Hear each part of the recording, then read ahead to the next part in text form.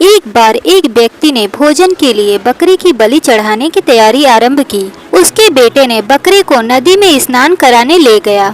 नहाते समय बकरा एकाएक बड़ी जोर से हंसने लगा, फिर तत्काल ही दुख के आंसू बहाने लगा।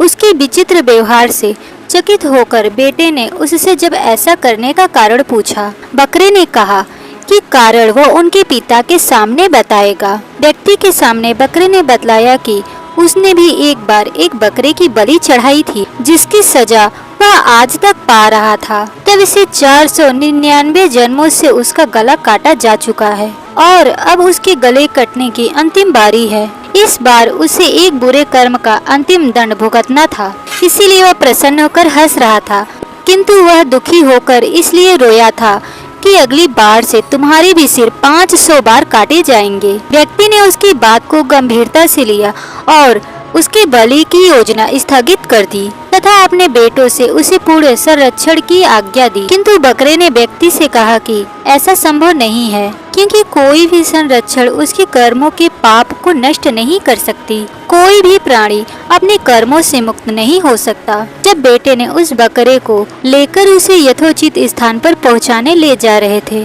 तभी रास्ते में किनारे पर एक पेड़ के शाखा पर नर्म नर्म पत्तों को देखकर ज्यों ही बकरे ने अपना सिर ऊपर किया, तभी एक वज्रपात हुआ और पेड़ के ऊपर पहाड़ी पर स्थित एक बड़े चट्टान के कई टुकड़े छिटके।